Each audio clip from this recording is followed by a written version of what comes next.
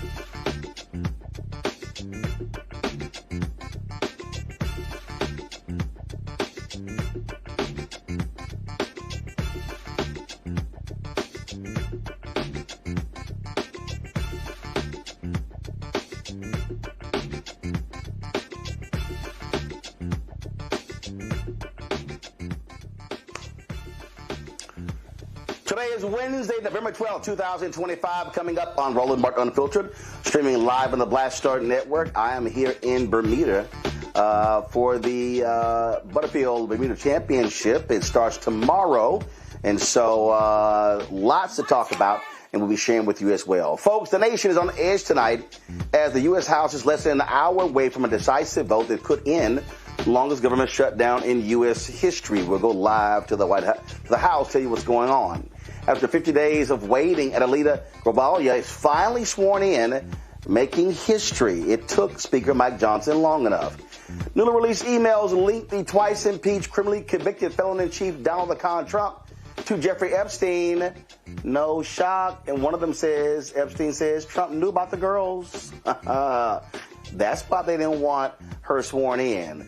A federal judge in Illinois has ordered the release of hundreds of individuals detained by ICE because their arrests were potentially unlawful and in violation of a federal court order. In tonight's Tech Talk, it's Black Love meets AI. Upfront Love uses artificial intelligence to help people stop swiping and start marrying.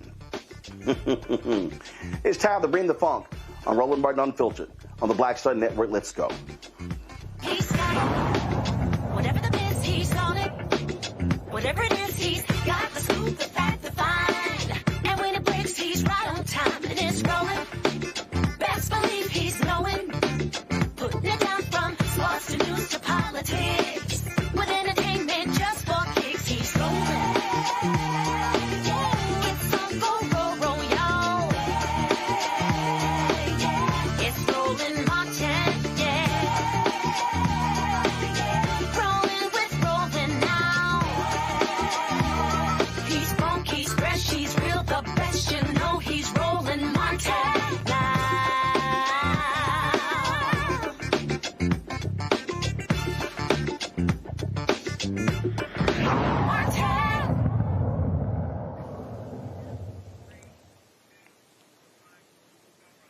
The longest government shutdown in U.S. history could come to an end tonight if the House approves a funding package and sends it to the twice impeached, criminally convicted felon-in-chief Donald Trump for signature. The lower chamber is returning for the first time since September 19th and is set to vote on final passage in just about an hour. House Speaker Mike Johnson says the vote will reopen the government.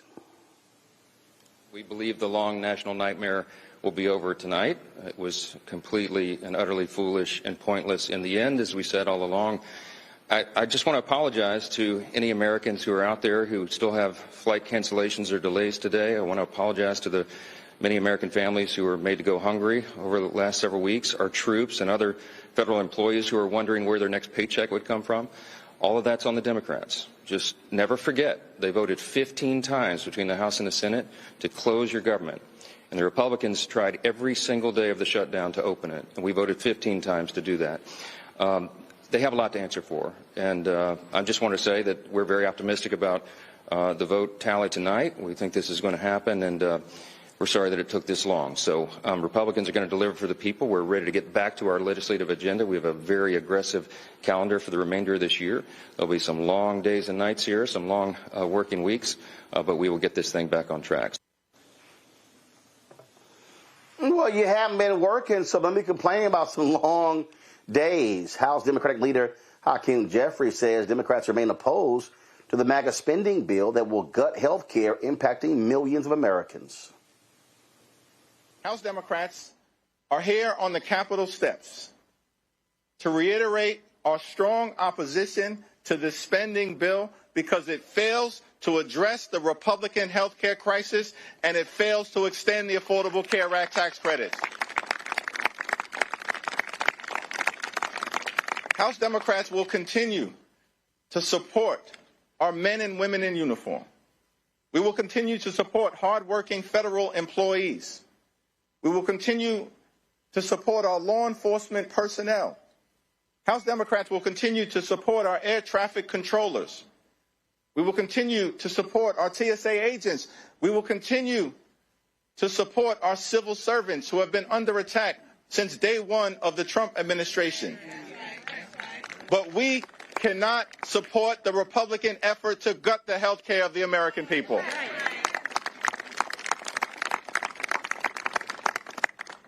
Today, House Democrats will introduce legislation to extend the Affordable Care Act tax credits for 3 years, to make sure that tens of millions of Americans don't experience dramatically increased premiums, copays, and deductibles. We believe that working class Americans, middle class Americans, and everyday Americans deserve the same level of certainty that Republicans always provide to the wealthy, the well-off, and the well-connected. The same level of certainty. And so we're calling upon our Republican colleagues to join us and extend the Affordable Care Act tax credits. And we will be working hard today, tomorrow, and throughout the balance of this year to make sure that those Affordable Care Act tax credits are extended. Now, Republicans control the House, the Senate, and the presidency. They own the mess that has been created in the United States of America. They own it. In a few hours, we will convene on the House floor. And our message to the American people is no matter what happens on the floor later on today, our promise to you remains the same. House Democrats will continue to fight to make your life more affordable. House Democrats will continue the fight to address the Republican health care crisis, and House Democrats will fight to extend the Affordable Care Act tax credits. This fight is not over. We're just getting started. All right, folks, my panel, Rebecca Carruthers, President and CEO of Fair Election Center out of D.C., Dr. Zachary Kirk, educator and content creator, Dr. Larry J. Walker, Associate Professor, University of Central Florida, will be joining us as well. So glad to have all three of y'all here. So let's get right to it. Rebecca, listen, Republicans are going to pass this. We already know this. They are going to gut health care. We know this as well. Regardless of this stupid-ass promise that Senator Dick Durbin said Republican Senate Majority Leader John Thune gave him to take it up for a vote, they cut it before they're going to they're not going to reinstate these subsidies again. So let's just be real clear about what's going to happen. People need to simply prepare themselves for their health care premiums skyrocketing, and the people who should get the blame for it are Donald Trump and Republican House and Senate members. Period. Full stop. Roland, back in 2009, I worked on Capitol Hill. I worked for Congressman John Dingell, and one of the pieces of policy that I worked on was the Affordable Care Act. What's interesting to point out, the Affordable Care Act, the way it is enacted now, is actually Republican legislation. When I think about when then Governor Mitt Romney in Massachusetts had Romney Care, which also had subsidies payments to make sure that people could have affordable premiums. At the time, there was a lot of fighting in the Democratic caucus because, quite frankly, there was a push led by the late Representative John Conyers to have single payer, i.e. Medicare for all. But instead, the Obama White House decided to negotiate with some of the Democrats on the Hill and negotiate among themselves because, unfortunately, at the time, Republicans refused to show up to the negotiating table. And so what ended up happening is the legislation that we have now. So it's very ironic watching the Republicans say for the last 10 years that they want to repeal and replace Obamacare.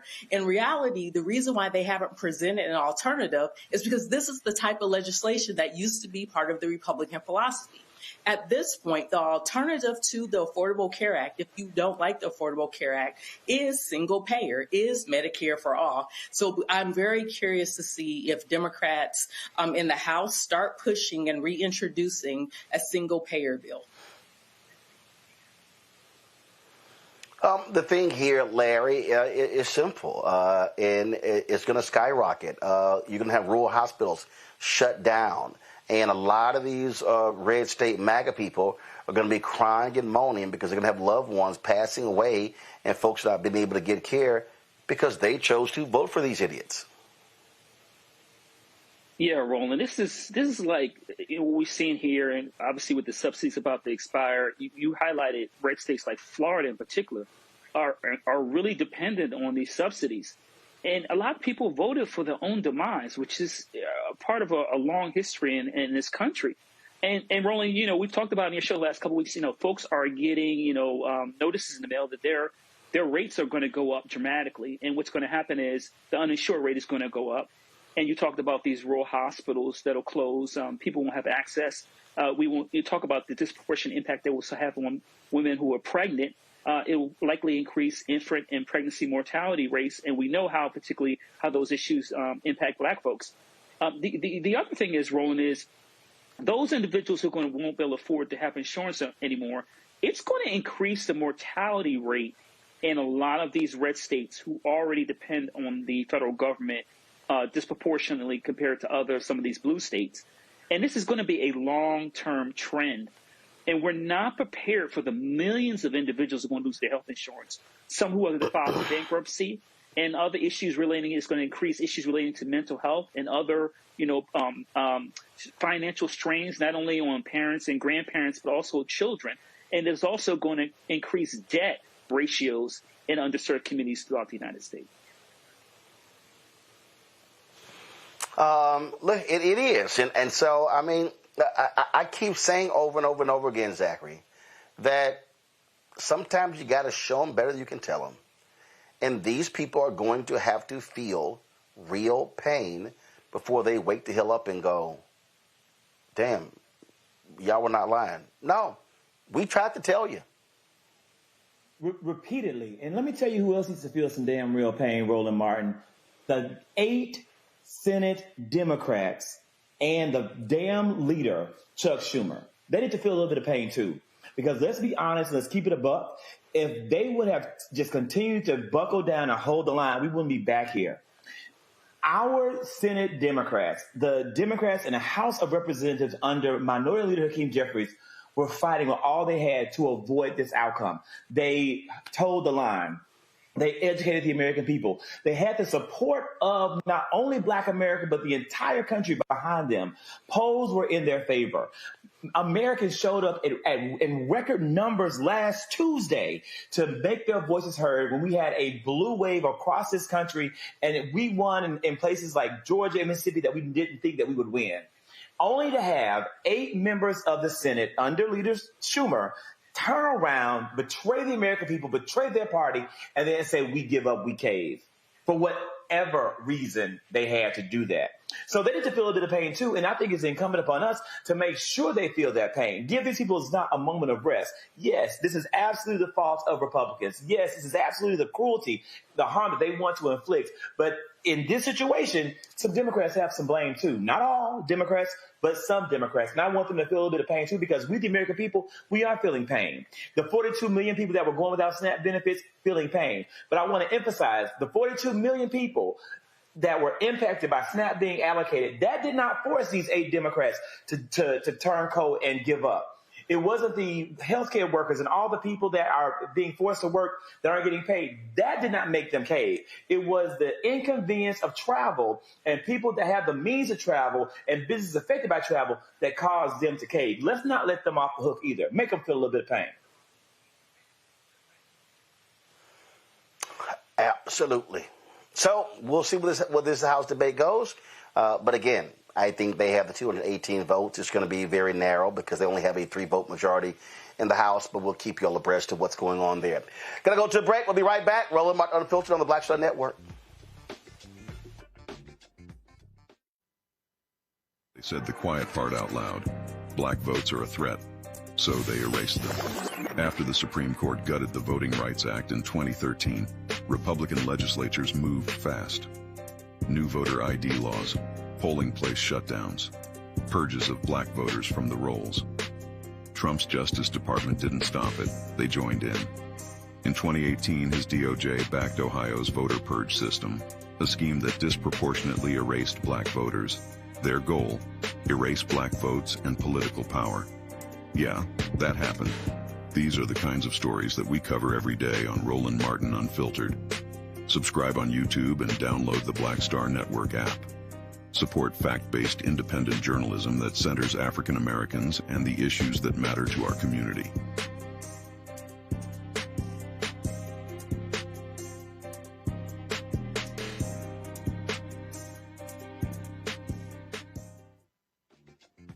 what's up, everybody? It's Godfrey, the funniest dude on the planet.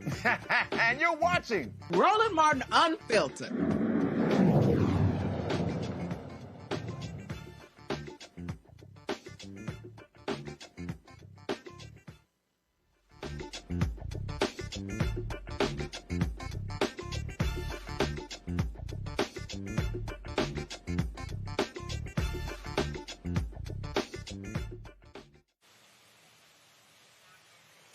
Folks, after a 7-week wait, Democrat Adelita Grijalva has officially been sworn in as a member of Congress. Grijalva makes history today as Arizona's first Latina congresswoman.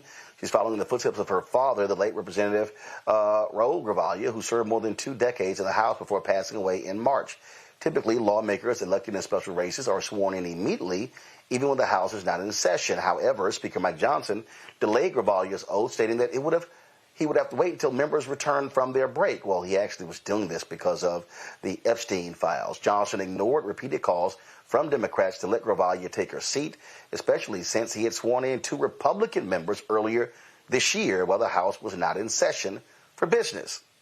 Here's what she had to say in her first speech on the House floor. I really like this lady. While we celebrate this moment today, our American promise is under serious threat. Basic freedoms are under attack. Healthcare premiums are skyrocketing. Babies are being ripped away from their parents by masked agents. We can and must do better. What is most concerning is not what this administration has done, but what the majority in this body has failed to do. Hold Trump accountable as a co-equal branch of government that we are.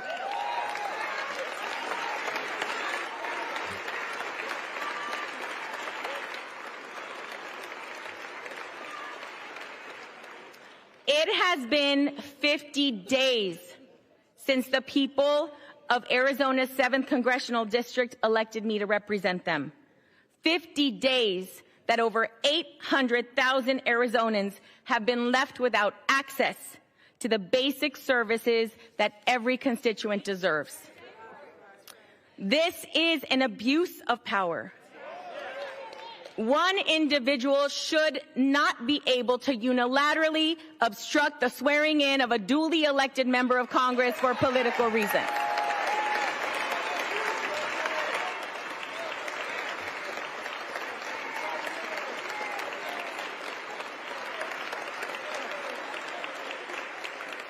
Our democracy only works when everyone has a voice. This includes the millions of people across the country who have experienced violence and exploitation, including Liz Stein and Jessica Michaels, both survivors of Jeffrey Epstein's abuse.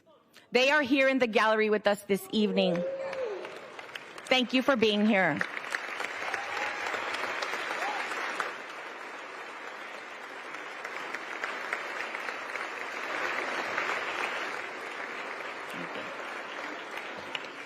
Just this morning, House Democrats released more emails showing that Trump knew more about Epstein's abuses than he previously acknowledged. It's past time for Congress to restore its role as a check and balance on this administration and fight for we, the American people. We need to fight for our immigrant communities and veterans. We need to stand up for our public schools, children, and educators. We need to respect tribal sovereignty in our environment.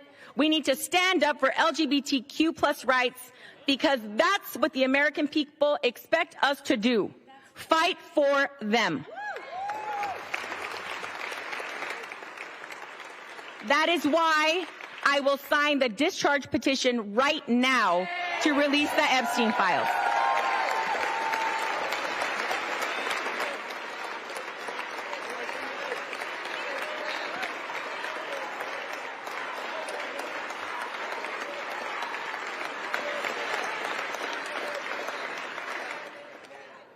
Justice cannot wait another day.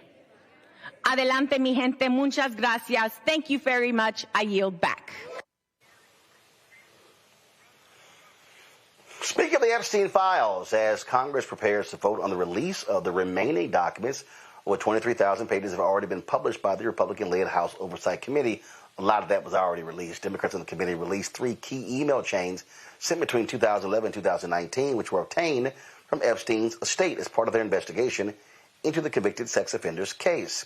These emails included changes between Epstein, convicted trafficker Ghislaine Maxwell, and writer Michael Wolff. In one email, Epstein claims that Donald Trump spent hours at his home with the victim and knew about the girls, allegedly referencing Mar-a-Lago. The White House is calling this a fake narrative.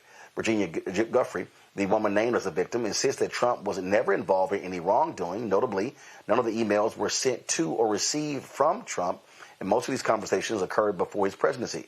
Trump has accused the Democrats of exaggerating the Epstein story to distract from the government shutdown. Well, I mean, Larry, if that was the case, then why did Republicans fight so hard for this information not to be released? Yeah, we heard about the White House going full throttle on this issue to make sure, that this is not released. I remember someone inviting, member of Congress to the White House to discuss something this sensitive, and allegedly had the Attorney General, among other senior cabinet leaders there.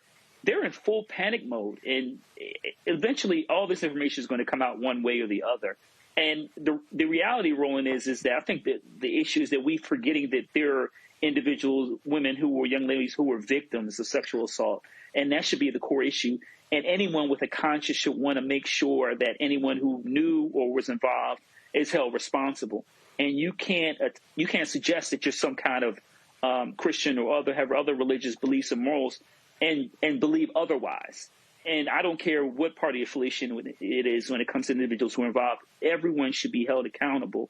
Like I said, whether they were involved or they're new. But the White House is doing everything they possibly can to make sure that they throw every kind of conspiracy theory against the wall and see if his supporters believe it.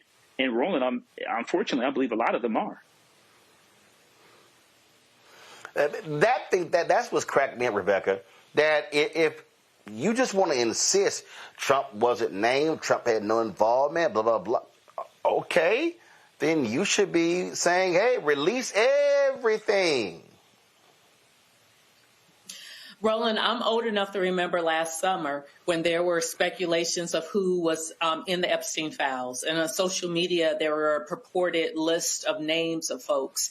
And I even distinctly remember this current president talking about, the files should be released. So, the tables have definitely turned, especially when members of his government in the spring started to see the files and see the contents of the files. All of a sudden, in April and May, we started to see a slow walking or, maybe these files needs to be heavily redacted. What's going to be interesting, whatever that is released by the House, is we're going to have to pay attention to what has been redacted.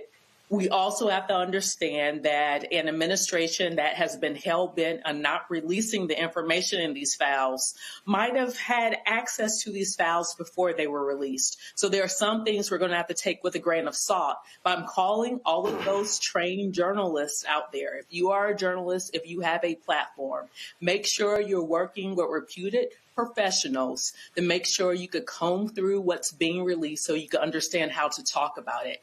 I think this is going to be something that's going to carry the public's attention for a long time coming. And some of the names in those files absolutely will surprise the public. And these right-wingers, Zachary, they're just, okay, all right. Yeah, again, if y'all think it clears him, go right ahead. But let's remember, Zachary, it was the right who was pushing this stuff. It was a lie to these folks loving them some Trump who were pushing it. And then they got mad when their own MAGA people started stalling. And they thought the day would never come. They thought the day would never come. I think that they really looked at every single opportunity to make sure the day didn't come, but it's here. The reckoning is around the corner, and the American people are going to see what it really is, and they're going to then have to make some very hard decisions for themselves. The MAGA cult will have to grapple with who they really are as people, as human beings, are you able to stomach standing behind someone who is capable of this type of activity, this type of criminality, this type of behavior, this type of evil? Are you really able to live with yourself and still stand behind this man and who he is, what he's done, and what he stands for? That's where this is going. And I'm tell you right now, I'm damn happy for the day and excited to see it. There hasn't been a lot of good news. Last week was a good week. This week has been a bad week. But right now, the tables are turning, and we may end up on a good note. And I'm excited to see it happen.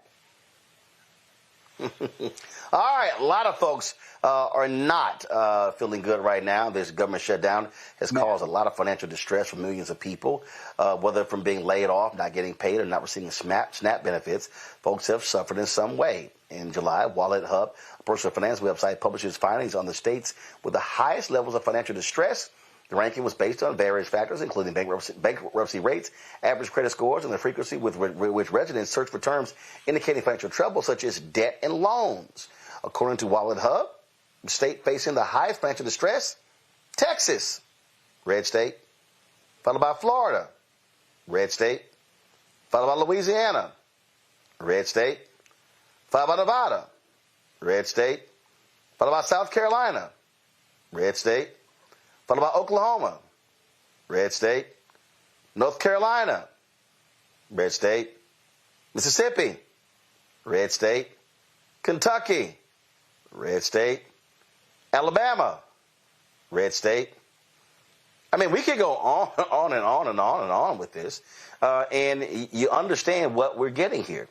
And so these same people who, and understand, this distress we're talking about is not solely tied to the government shutdown. This distress is also tied directly, let me say it again, it's tied directly to Trump's economic policies. Now, many of y'all may have seen this idiot's interview with Laura Ingraham on Fox News, where he says how he owns this economy.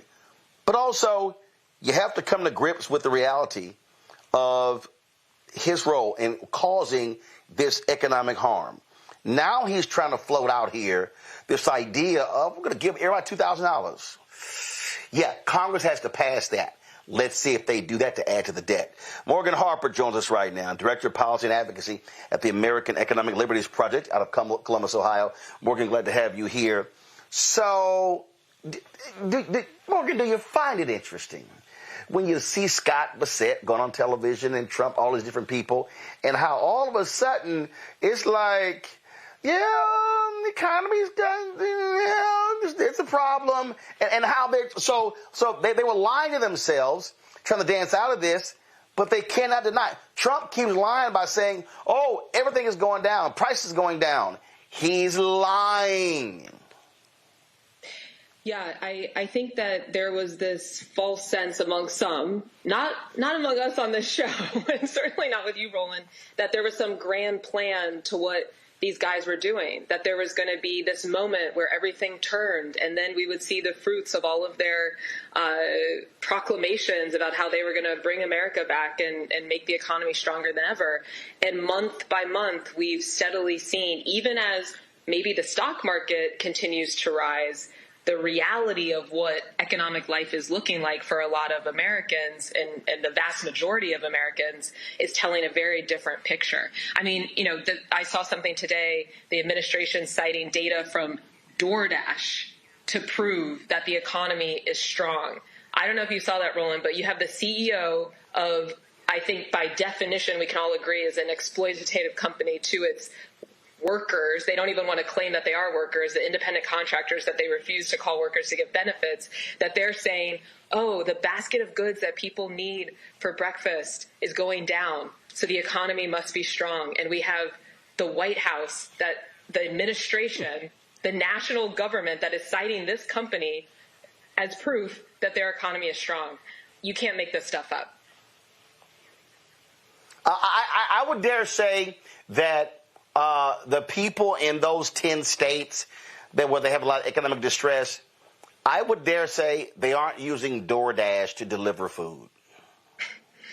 Well, or they are, but let's be real. DoorDash is not a career, okay? And even if people are rightly using it to try to get as much money as they can, to try to fill gaps between different jobs that they might have, that is not an economic plan. And the reality of the U.S. economy right now is that we have turned over the reins of this economy to about 7 companies, 7 really large tech companies that tell us that AI is the future and they're going to build the future for us.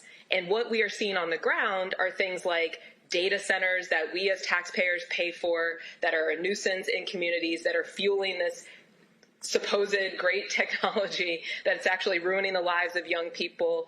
We're seeing jobs that are being destroyed. I mean, that's another fact that the administration does not want to talk about, is how many layoffs have happened. I think now we're seeing the side of like 1 million layoffs this year, the most layoffs in 20 years in October. And so these are the tale of, I don't even want to say two realities. One is a fantasy land that they have some kind of idea about how to, or any desire actually, to improve the lives of Americans. And the other is the reality, which is a lot of people, and you're right, before the shutdown, were struggling. And let's be honest, before this administration, struggling. And it really is becoming a bit of a breaking point that we all need to come to grips with, and that demands people of competence and good intentions that are in charge of the government. Yeah, I mean, look, we know they're lying. And now they're delaying the jobs report again, and now suggesting, it's going to be some time, because they don't want that bad news every month. Oh, and see, what's going to be their excuse now, Morgan, now that the government is going to be reopening? The House is going to vote. It's going to happen. So I can't wait to hear what the excuse is going to be on the first Friday in December. Yeah, I'm with you. I'm pretty skeptical that they're just going to get back to work and I don't doubt the quality of the career staff there, the statisticians that usually put that data out. Whether or not they will be free once back in their jobs to actually do their jobs is a huge question mark. I mean, they've already said, that they don't even want to go back and look at what happened in October. They're just going to keep it moving. So that alone might compromise some of the overall aggregate statistics that we're seeing come out of the administration from here, to the extent that we do see them. And look, I mean, like I just said, they're pretty comfortable subbing in data from a private corporation and calling that economic indicators, right? Instead of actually having the comprehensive data that the government at the Bureau of Labor Statistics is used to. And again, I mean, there's just so many indicators. I mean, another one I'll throw out there, that we're starting to see this uptick in subprime borrowers, auto loan delinquencies. I mean, a lot of these, the places that I'm sure we're all familiar with, you go, you finance on the spot, you get a car. The consumers that are using those are now increase in defaults, that some of those companies are going bankrupt. And this is another one of those potentially early signs, leading indicators of real trouble ahead. And so, we have to continue, and I'm going to say it again, it's like the stock market is not the reality of what is going on with the U.S. economy. It's a data point. It is not complete, and we need to continue to be outspoken about what the reality is that's happening on the ground in our communities across the country of what this administration's policies are doing. And really, like I was saying before, what an economy that's been turned over to a lot of very large corporations that are comfortable to destroy jobs rather than create them, what they're causing to. Well, and not only that, Morgan, now we got these idiots proposing a 50-year mortgage. What? Go ahead and take it away. Yeah. Well, this is an interesting one. The fact that we have somebody in charge of the FHFA that is also compromised in having worked, Pulte is who I'm talking about, the guy who supposedly, I guess, pitched Trump directly with this idea of the 50-year mortgage, and just one day at Mar-a-Lago, and then Trump just kind of tweeted it out, and then that became a potential policy. And it's kind of absurd that this is where we find ourselves, because this guy himself is in the home building industry. He has already proven to be pretty corrupt. And so how he could be in charge of this agency that's responsible for financing a lot of the home building, the mortgage industry in this country is I don't even know what we do with that. And so, the fact that he's throwing out there this idea of 50-year mortgage, that you're going to tie people up in this, that it's not going to, a lot of the money that you put into a mortgage at the beginning is towards interest. So it's kind of extending that period and delaying how soon people will get to equity, which then continues to fuel activity in the housing market. I think that's why people had a lot of strong reactions to this, that this is a bad idea, even within the administration, that we're trying to immediately backtrack once the president started promoting this idea from Pulte. But see, here's the thing here, Morgan, again, when we talk about what's happening here, and we have to confront the truth, and that is by 2030, 40% of America's housing stock, 5 years from now, is going to be owned by Wall Street. These people do not want folks buying homes. They want people to keep renting and paying higher and higher and higher. And the reality is, by proposing a 50-year mortgage, so that means that, if you're 30, you buy a house, let's say I'm going to pay it off when I'm 80. So all that's going to do is, and the banks are sitting here going, ooh, man, we about to get paid. I mean, I remember that, I guess it was, Morgan, this may have been 2007 or 8. And I remember I had overpaid taxes. And it was like a $25,000 check.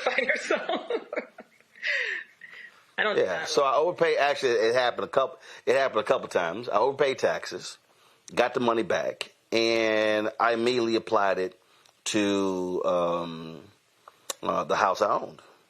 And I remember my financial advisor was like, "Well, do you want to do that?" Because we were able to write off the interest paid on the house. And I said, well, let's do some math here. I said, in the next 10 years, if I just keep paying on the mortgage, I'm going to be able to write off the interest. But how much am I paying in interest? I said, how about I just pay the house off, and now I own it outright, and all I'm doing every year paying property taxes? That, to me, made a hell of a lot more sense. What it also did, and that's exactly what I did, and it was an absolutely smart play. Now, there are some people out there, Morgan, who say, well, no, debt's good. That's fine. I'm not interested in playing the debt game. But the point there, I paid it off early. So what, I bought it in 99. So now all of a sudden you're talking about paying it off literally within inside of 10 years. You damn right. No, I'm sorry. I take that. Bought it in 99 and paid it off. I think it was like in 07, 08. But I wasn't interested in paying interest on a house for 30 years. It's just like when I bought a car. I paid for the car in cash because I sat there and said, wait a minute, why am I going to pay interest every month for 4 to 5 years on the car? If you add up the interest you're paying, hell, you're paying for 2 or 3 cars. And that's what's happening with the housing market. But it goes to show you these numbskulls in D.C., all they want to do is empower and make richer big companies. Well, that I completely agree with. I mean, the only thing I would add on the specific loans that people might be considering, or the 30-year mortgage, whatever, is, part of the idea is a lot of folks, we have set up a system supposedly trying to incentivize people to start a home, get a single-family home, and then continue to be active in the housing market. A lot of people might have a first home that fits the needs of their individual lives, or their, the beginning of their family life with kids, that then it changes over time. You might need more space. So the longer you're locked in to that one mortgage transaction, Roland, you're exactly right. I don't know how much, I'll speak for myself. Life has changed a lot over 10 years. I don't know how much people expect their lives to not change at all over 50 years, and think that the needs that they had for housing when they were 30-something, if they're lucky to be able to purchase a home with a mortgage, are going to be the same when they're 80, seems very unlikely to me. And so, but that being said, I mean, having access to these types of financing tools does allow people to get into the home market. But if you are locked into a really long transaction, you kind of lose the ability to have flexibility to then sell, decide to sell earlier, use some of that equity to get into a different size home, et cetera. So it's that 50-year mortgage overall is not a good idea. I think mortgages and the length of them, depending on your situation, can make sense. But most importantly, and the point that you started with, we are not currently seeing a housing market that is working for that beginning family that I described, or an individual that wants access to be able to buy a single family home. That is increasingly out of reach for people for a number of reasons, including that we're starting to see, the corporatization of housing and more folks more companies that are on Wall Street that are starting to buy up. Now, another thing that's happening, and actually Economic Liberties, where I work, is about to put out a paper on this next week. We're starting to see a lot more home building that is like build to rent. So, among these very large home builder companies that are publicly traded on Wall Street, they're not even trying to pretend like they're, creating housing for families to be able to build equity and this will be an asset that'll build wealth for you. They're just like, no, we want you trapped forever. And so we're building homes, single family homes, to only be rental homes. That's the play. Oh, absolutely. And so I just need people to understand what is going on here.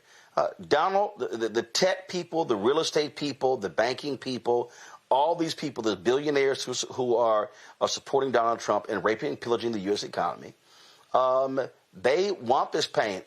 Let's be real clear, all right? These farmers, these MAGA farmers who are crying, let me tell y'all, they're going to be buying your land up. It's going to happen. See, so all these people, and I'm telling you, Mark, that's why I said sometimes you do have to let things happen. And what these people are about to experience, they are experiencing an economic calamity, and they fell for, oh my God, when I get in, the sun will always shine. There will be no rain, there will be no wind, there will be no cold. It will be perfect conditions at all times. I will solve every problem. I will end every war on day one. I will lower all prices on day one. I will be the savior of the world. Now they're realizing that he's the devil. And what? They're going to blame Joe Biden the next 4 years? They're going to try to pin this on Obama? No, guess so. I was like, you know what? Y'all are about to feel the pain. Congratulations. You did it to yourselves. Yes, I agree with you, Roland. This is almost what I would describe as like the end game, the acceleration of a lot of trends that were already happening in the economy. So I agree. Trump, his administration, corrupt to its core. I don't know how anyone could deny that at this point. Certainly not working in the best interest of the average American, including a lot of people who voted for them. But I do think we also need to be honest, just coming back to the housing finance point, for example. I mean, a lot of the trends that got us to this highly consolidated housing market where we have, just a few big players in some cases that are getting they're on the stock market trying to appease their shareholders instead of creating those single-family home buying opportunities for the average family and individual, is by policies and deregulation that started under Jimmy Carter, that was continued by Ronald Reagan, that moved into the 90s and became the consensus of both parties. So I agree with you. What we're seeing right now is extreme. But again, a lot of this has been slowly building up over the last 40 years because we have had a lot of federal policy making that is being driven by the interests of Wall Street over Main Street. Oh yeah, I mean it's just and again, I want people to realize what is happening to our economy. I'm about to go to our panel as well. What is happening to our economy right now is more and more of this economy is frankly driven by paper jobs, really was in the finance sector. And what these people have got to understand is all this talk, Trump's going to bring back manufacturing. No, he's not. In fact, there was more manufacturing created under President Biden than you're seeing under Donald Trump. And to your whole point about AI, all of these people, all AI is just going to solve every world problem. No, it's not. No, it's not. And not only that, these companies are, you know what, NVIDIA is now $1 trillion, $5 trillion or whatever the hell. They ain't made a profit. So I'm just sort of like, okay. And to your point, everybody's going crazy, the data centers, all this sort of stuff. And I told somebody, we were in Virginia, they were like, well, you know, you're opposed to. I said, no, I never ever said I oppose data centers. What I said was we had better properly vet data centers to make sure that we're not seeing the massive consumption of water. We better vet data centers so we're not going to see utility rates explode in rural America. We may want to vet data centers to make sure that we're clear on the health implications. Yeah. Huh? And urban, not just a rural issue. I mean, take. Yeah. No. The reason I said rural because what's happening in Texas, Louisiana, and so what's happening is they are specifically targeting rural areas, and there are many politicians in rural America who are like, come for the jobs, but there's a bunch of stuff that also comes with that. And all I said is you better be vetting it and talking to the experts so you don't make a short-term economic decision that could have long-term negative implications on your town, on your county, on your region. Absolutely. Yeah. And I'm not, well, maybe I am kind of I'm not anti-technology. I think we all have benefited from the development of technology. A lot of these tech companies started out with innovations that were a value add to how we were interacting with each other. But the reality is now we have 7 companies that are driving the central planning of the United States of America, and the government is secondary to what they want. And these data centers are just one example of that on the ground. That I agree with you. I mean, I think the play is trying to get folks in rural, a lot of them are being built in rural areas, but increasingly they depend on the annexing of things like the water supply from cities like Columbus, Ohio. That's going to increase the rates of water here, which is an issue that our city council is talking about just this week. So the issue, from my perspective, is we don't have a plan. The plan is whatever these companies want, and we'll look up in 10 and 20 years and realize, oh, they got exactly what they wanted. We lost everything, and the government was just kind of like on the sidelines unless we kick things into high gear quite quickly and start to all put a lot more pressure on what types of decisions are happening and have like a real government, a real plan about how we are going to have an economy where people are able to work, earn enough money to live, start businesses, build businesses that actually add some value, not just ruin the mental health of young people. Well, the thing for me is on this whole deal, this is a corrupt administration whose sole purpose is to get richer by crypto and Silicon Valley and all this sort of stuff. So all these people are going to realize by 2029, they're going to look up and realize, man, how much did they rape and pillage this country? And that's exactly what these people have in mind. To the panel, Rebecca, your question for Morgan Harper on what's happening with the American economy. Okay, Morgan, I'm trying to make sure that I'm fully processing and understanding everything that you just said. So this is what I heard from you, is that with mortgages going to a 50-year term, which means it's a lower monthly premium, which creates more affordability for people to be able to obtain a mortgage. But I'm also seeing that groups like Fannie Mae is going to lower the credit minimum in order to qualify for mortgages. So now what I'm hearing from that is that people who might be less financially stable to be able to afford a long-term mortgage are going to be able to enter into a market, obtain mortgages that are backed by the federal government.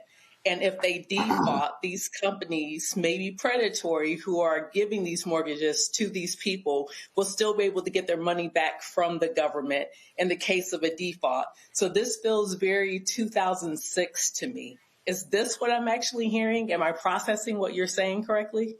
Well, to be clear, I mean, this 50-year mortgage thing just kind of like came up out of nowhere. And so I don't know that we know for certain how it would play out. The proposal kind of assumes, if you want to call it that, but like I said, it was suggested, and it sounds like a pretty random way, that this would somehow be more affordable for the average American through a lower monthly payment. But I think experts are kind of split on this.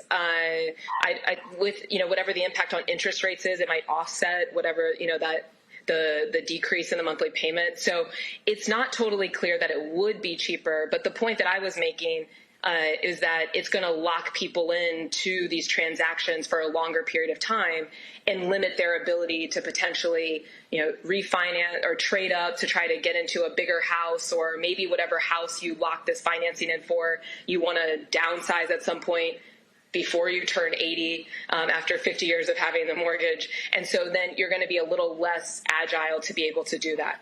I think what you're describing about, some of the credit risk, that could also be a possible risk here, though. I mean, that is something that is, kind of baked into our system, that the government is backing up a lot of the securitization of loans that are happening through the government-sponsored entities, Fannie and Freddie Mac.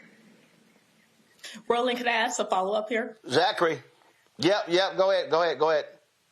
Okay, so Morgan, is the better analogy where you went from like 48 to 60 months to 72, now 96 month car loans, and then people keep rolling in some of the negative equity into the next car when they keep upgrading their cars?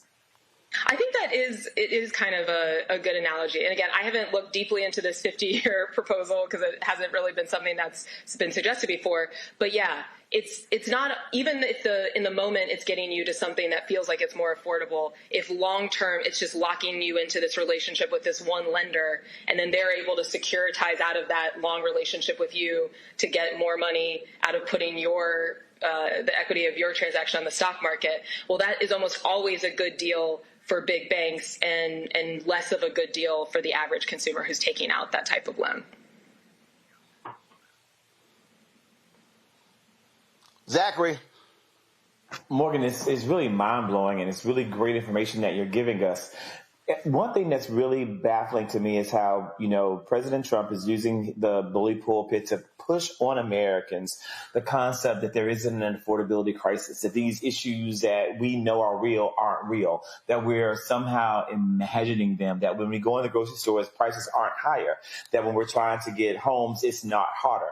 How can we fight back against the government telling us that we're not in an affordability crisis when in reality we are? Like, what can we do to really help our fellow Americans see the truth behind what we're living with in this Trump economy?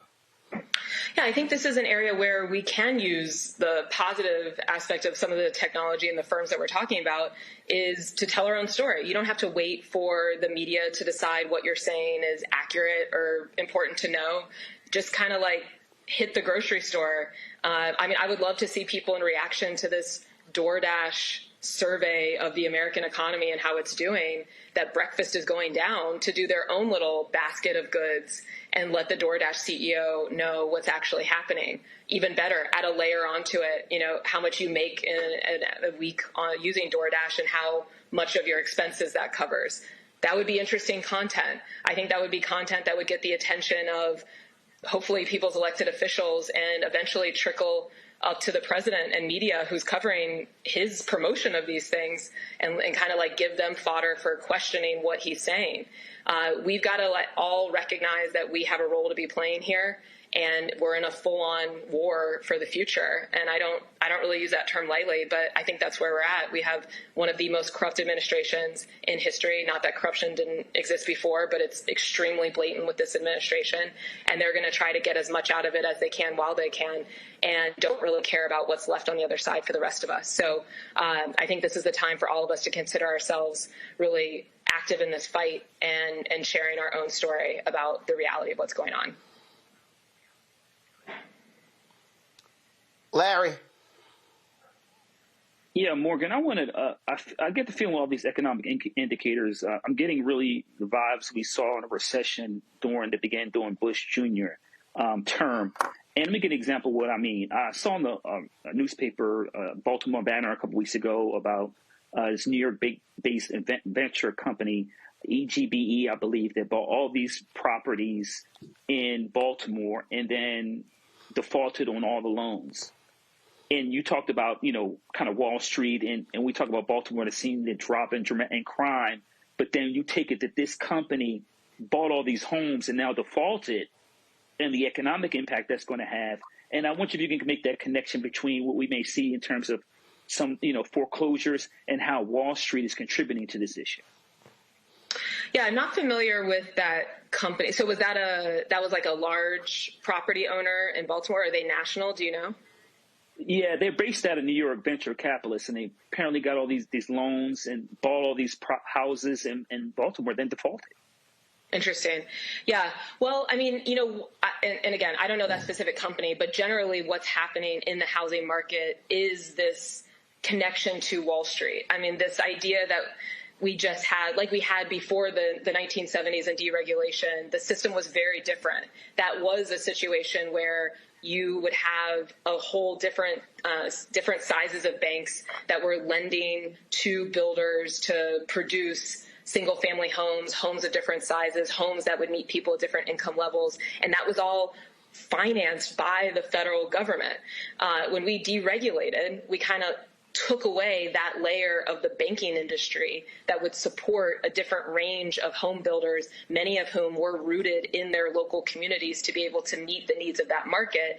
And we turned the housing industry over to Wall Street. And so it's no surprise that by the 90s, then we started to see a lot of the, large home builders were going public throughout that decade. And once you go public, you have to appease your shareholders. And so, part of why we look around and see like, oh, there's this housing gap, we need to, have more supply. Why are people building? Well, the answer is partly because they don't have to. And so you have a really, really limited supply of housing. And then to your point, or the example you're mentioning, then you have folks, okay, well, as the prices of that existing housing stock go up and up and up because there's limited supply, who's able to play in that market? Well, the people that have the most capital. And a lot of times those will be more of these, LLCs and private equity that might be able to then buy up some of these houses in bulk. And their game there is to scale as much as they can to reduce their costs and increase their cash flow. And so if they're not going to make as much money on trying to we'll redo a home and then find the perfect family to buy it so they can build their life. It's like, no, we're gonna redo this home so we can start renting it out to people, try to get fees on top of whatever they're paying for rent and extract as much money out of them as possible as quickly as we can.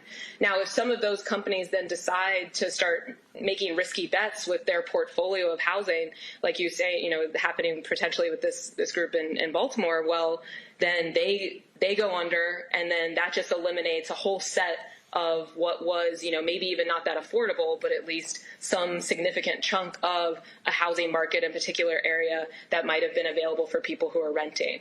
And so, the housing market, I think, can sometimes seem, from like a policy or whatever, like very complex. But I think the most important point to take away from our discussion on this front is right now we have a housing market that is dominated by the interests of Wall Street. It doesn't have to be this way. Before the 1970s, we had a much more diverse finance market with different sizes of banks and different types of builders that was creating the different types of housing that actually met the needs of working people throughout this country. We can get back to that, but it is going to require a different type of approach from the government than we've had since we began deregulating in the 1970s. And listen, to deal with the reality of housing, you're also going to have these cities getting away from this bogus bullshit, Morgan, of these developers who want to build housing tied to anchor stores and restaurants and shops and others, when in reality, all they're looking for are in these condos, if you will, are $500,000, $750,000, $1 million. And we're seeing this all around the country. And I'm always, I go to these cities and I see this stuff and I'm going, who the hell is going to afford living here? You see what happened? All of these people rushed into Nashville and they exploded with housing, all this very high housing in Nashville. Guess what? Ain't enough people to put them in there who can afford it. And you're not going to have a country. I'm sorry. I don't care. You can't keep going to these places and starting cost of homes are $400,000 and $500,000 or $750,000 or $1 million. Ain't enough people making that kind of money to live in these places. Right. Absolutely. And I think that connects to the question about, well, yeah, who can afford to buy up, housing at that level is people that already have a lot of money. It's not, what I mean, it's like working every day and trying to like cobble together savings. So it kind of reinforces or opens up this lane for, private equity funds, et cetera, to be able to gobble up and build out these portfolios. But I do think it's important to note, I mean, the percentage of the overall housing stock throughout the country that's owned by PE firms and these corporate landlords isn't as large. I think it's we have to look at some of these other factors that are playing into why we have limited supply. And I agree with you, Roland. I mean, I think one of the things that has prevented us. First of all, let's be clear. We have limited supply because the 2008 housing foreclosure crisis completely stifled the housing market for a decade. Between 2010 and 2020. We built the fewest amount of housing since the 1930s. And when we built that few number of homes in the 1930s, that's what led to the Federal Housing Authority. Okay? So then you go from 2010 to 2020, and then you go 2020 to present day.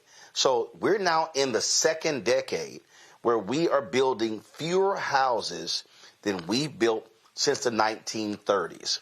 We were building anywhere from you're talking about anywhere from 10 to 14 million houses per decade. Well, that completely changed with that foreclosure crisis. And so, matter of fact, I talk about this so much. Give me 1 second. I want to see if I can, let's see if I can pull this up. So, let's see if I can pull this up. Let's go. All right. Well, that didn't take. Give me 1 second. So, bottom line is I'm looking right here in 1930 to 1939, we built 2.67 million homes. 1940 to 1949, 4.79 million. Then it jumped to 10.08. And then 9.49, 1970 to 79 was 12.37, 1980 to 89 was 12.14, 1990 to 1999 was 12.49, 2000 2009 was 14.56, 2010 to 2019 was 6.9. That was the lowest amount of housing built since 1940 to 1949.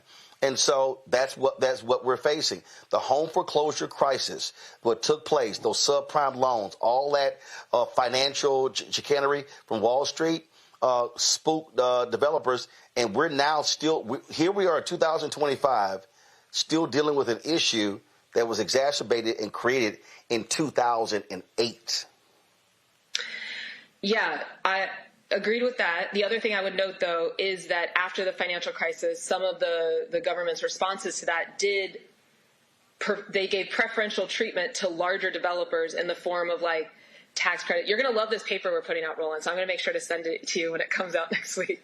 But they did favor some of the larger developers who were able to withstand the crisis better, and then that further pushed small, medium-sized home builders out of business. And these large developers, responsive to Wall Street, they do not have to build if they don't want to build.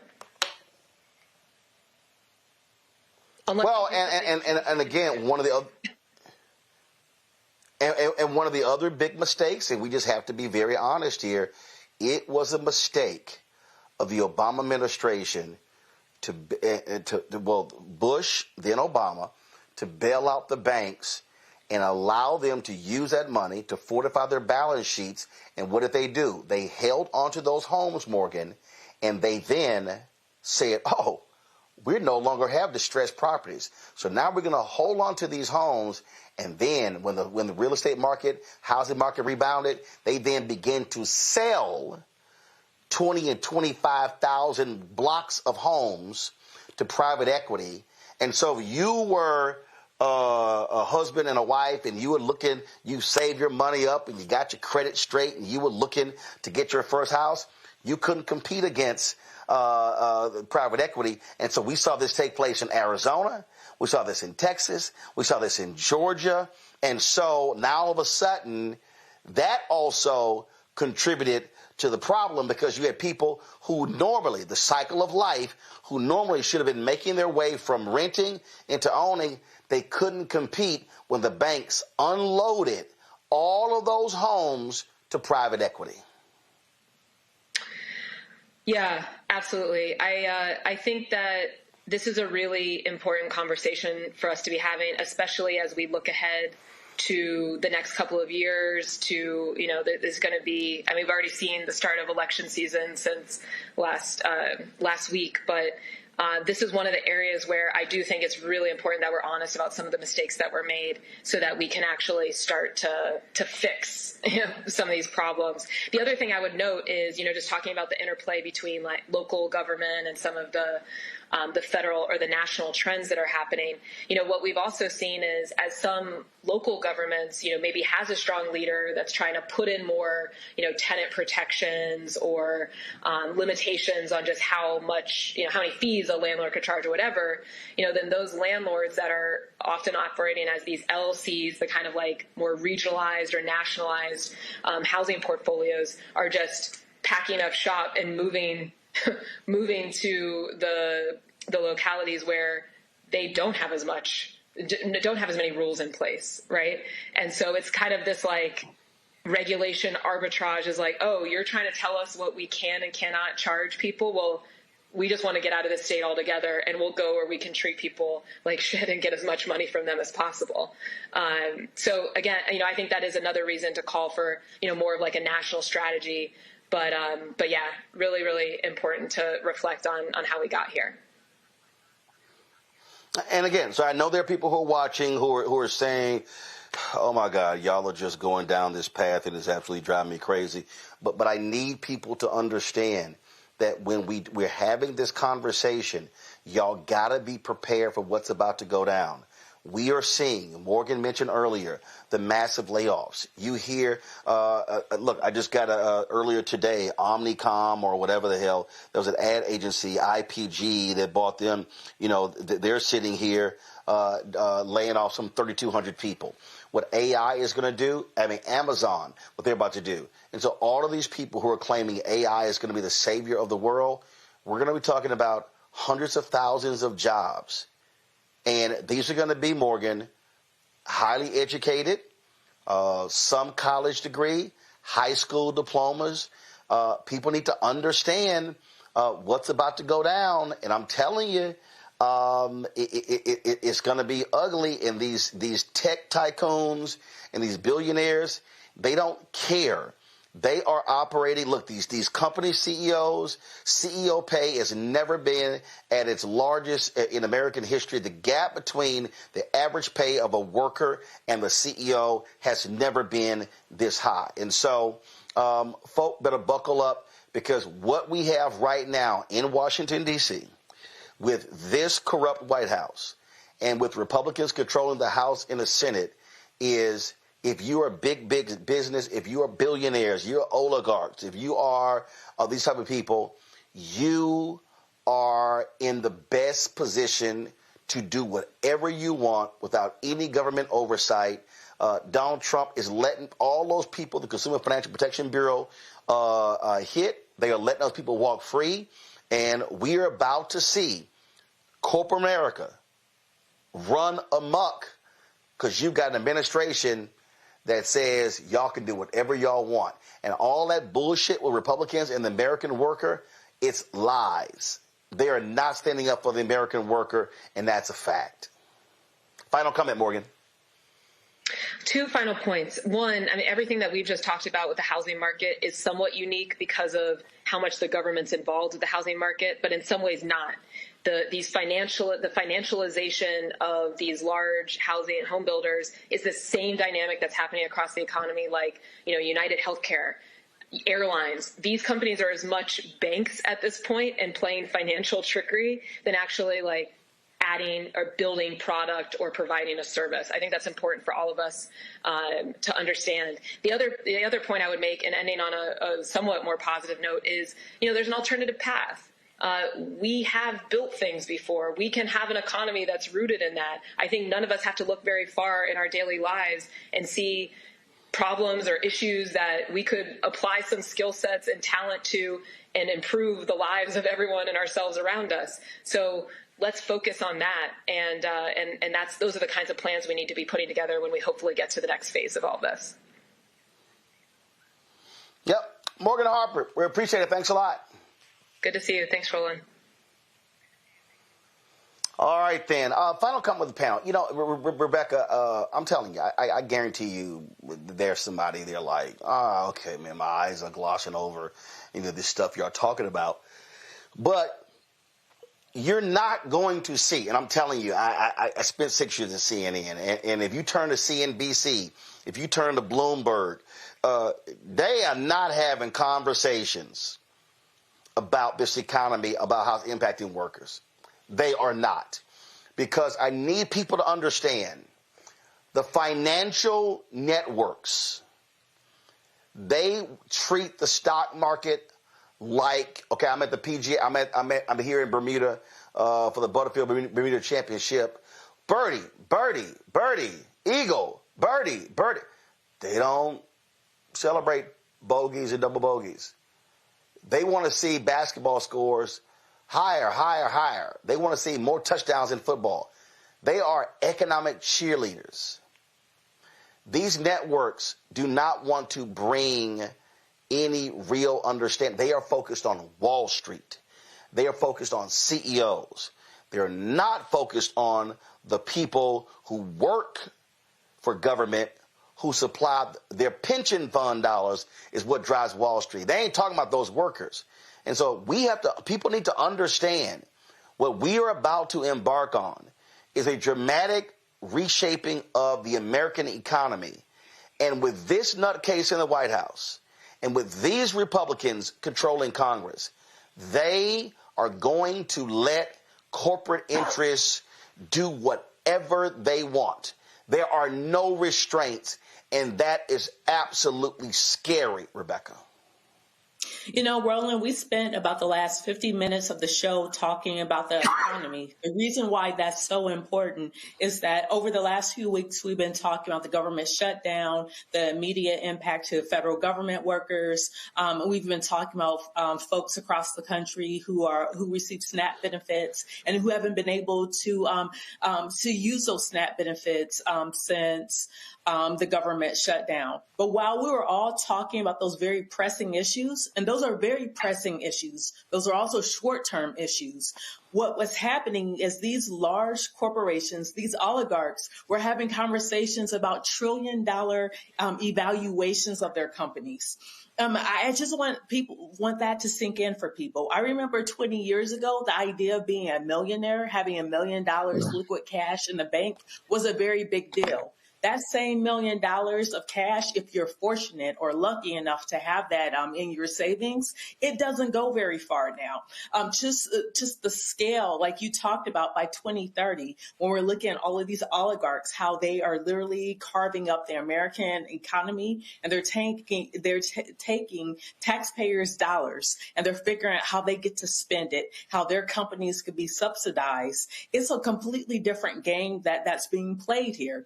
In fact, the last thing I want to say here, especially when we're talking about the housing market and we think about some of these rules that are changing, there are VCs, venture capitalist firms, that are buying 500,000 doors, 1 million doors, and they're buying them not just in urban corridors, but also in rural areas. When you ask your relatives or friends, or if you yourself live in a rural area, those small homes, those 1 or 2 bedroom apartments now, those are also skyrocketing in prices. It's not just cities like Washington, D.C. or Chicago or L.A. or New York that has a $2,000 or $3,000 or $4,000 a month a 2-bedroom or even 1 bedroom. That's also happening in rural areas where things are going $1,500, $2,000, $2,500. In essence, what we are seeing is that Americans are being boxed out of the American economy. Well, there were a lot of corporate people, Larry, who did not like Lena Khan when she was over the Federal Trade Commission. They couldn't stand her. They couldn't, because she was blocking mergers. And I'm telling you right now, you take, listen, the Trump people okayed the Paramount acquisition by Skydance. And now Paramount is talking about, or they've submitted several offers to buy Warner Discovery. Well, guess what? The film industry in Georgia has completely evaporated. I mean, it has been, it estimates some 20, 30,000 jobs lost. Now you have the Department of Justice of California said, hey, they're going to be investigating this Warner Discovery thing because it's going to lead to more jobs. I need people to understand, when you have mergers and acquisitions and when you have monopolies, that means people are going to get laid off. And they hated Lena Khan because she didn't approve the JetBlue merger with Spirit. She didn't approve several others, and they hated her for that. But her whole deal was, this is going to lead to lack of competition and massive job loss. And so folk got to understand what's happening before our very eyes. Yeah, Roland, we're living in a period where they're robbing from the poor and giving to the rich. Rebecca called them oligarchs, and I mean that term. It really describes what we're experiencing. Mark Zuckerberg and these Bezos and these ultra rich billion, soon to be in the case of some trillionaires. And the United States is getting, the average United States citizen is getting robbed blind. And we've got 3 more years of this. The most troubling part is a lot of American working class, middle class folks, there are far too many of them voted for this.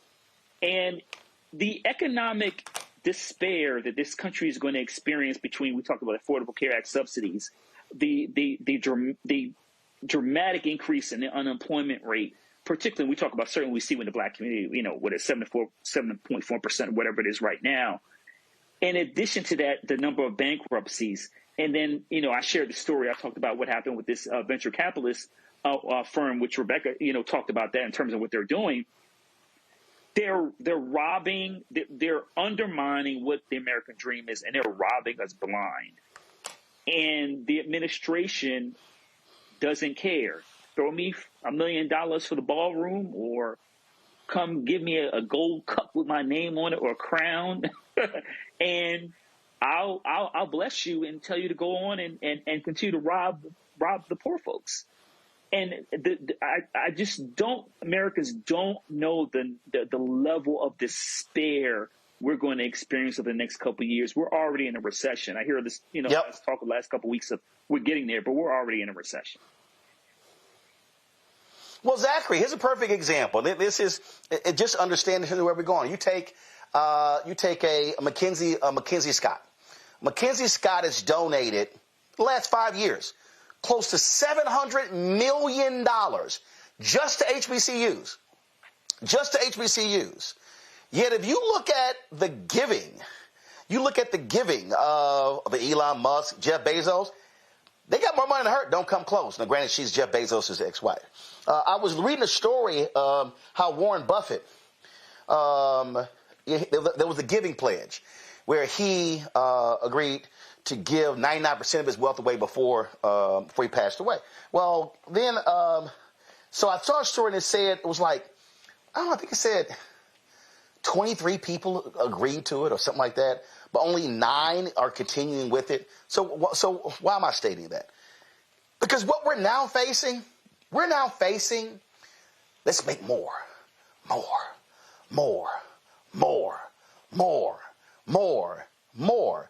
And to Rebecca's point, we're in this thing where it's, no, I need more.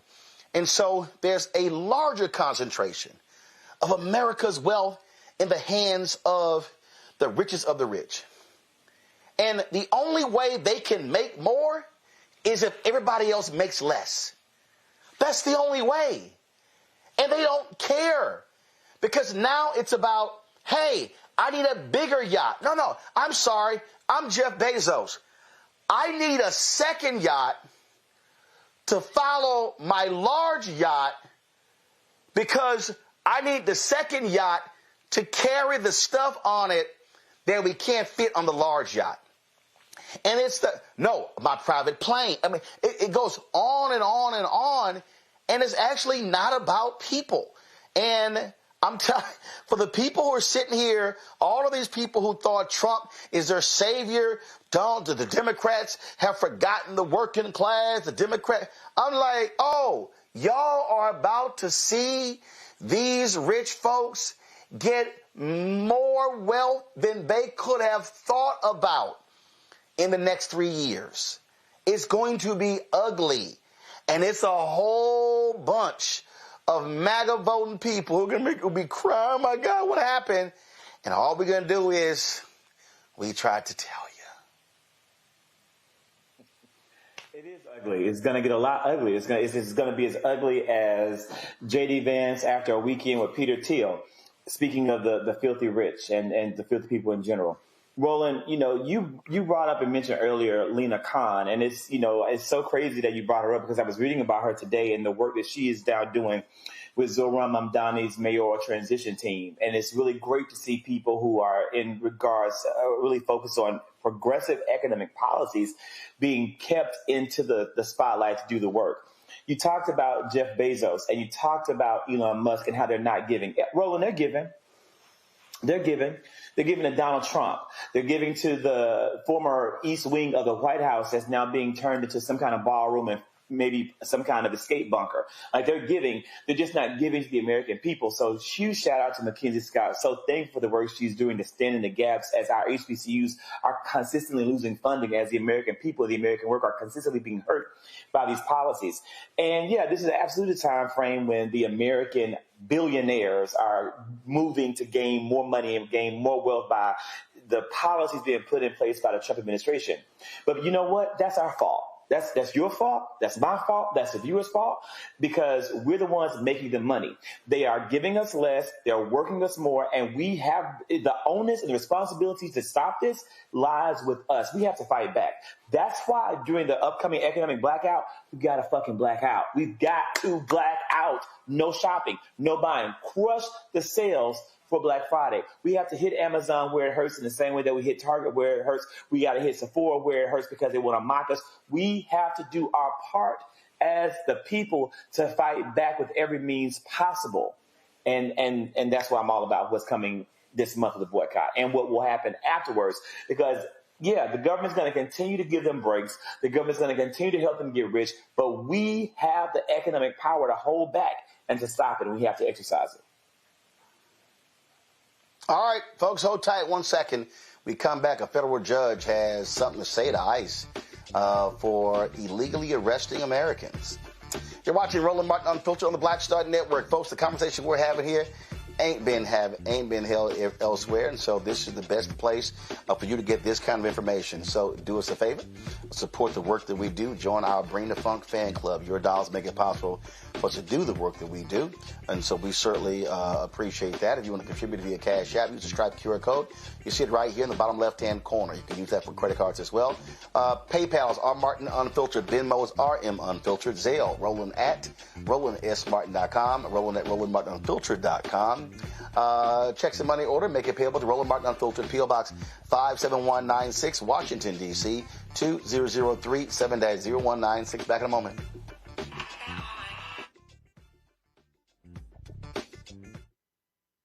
In this country right now, you have people get up in the morning, and the only thing they can think about is how many people they can hurt, and they got the power.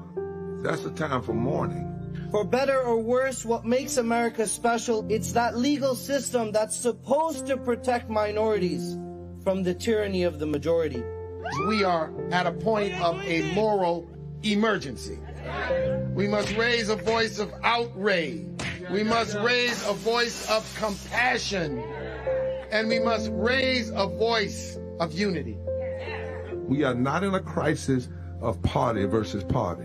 We are in a crisis of civilization, a human rights crisis, and a crisis of democracy itself. And guess what? You've been chosen to make sure that those that would destroy, those that would hate, don't have the final say. and they don't ultimately win. This week on The Other Side of Change. Book bans, anti-intellectualism, and Trump's continued war on wisdom. This is a coordinated backlash to progress. At the end of the day, conservatives realized that they couldn't win a debate on facts. They started using our language against us, right? Remember when we were all woke and the woke movement and all that kind of stuff? Now everything is anti-woke, right? When we were talking about including diversity, equity, inclusion, higher education, now it's anti-DEI. All this are efforts to suppress the truth because truth empowers people. You're watching The Other Side of Change only on the Black Star Network. Next on the Black Table with me, Greg Carr. The United States is the most dangerous place for a woman to give birth among all industrialized nations on the planet. Think about that for a second. That's not all. Black women are 3 times more likely to die in this country during childbirth than white women. These healthcare systems are inherently racist. There are a lot of white supremacist ideas and mythologies around black women's bodies, even black people, that we experience pain less, right? Activist, organizer, and fearless freedom fighter Monifa Akinwole Bandele from Moms Rising joins us and tells us this shocking phenomenon, like so much else, is rooted in unadulterated racism. And that's just one of her fights. Monifa Bandele on the next Black Table here on the Black Star Network. Lil Thompson with winwithblackmen.org. You're watching Roland Martin Unfiltered.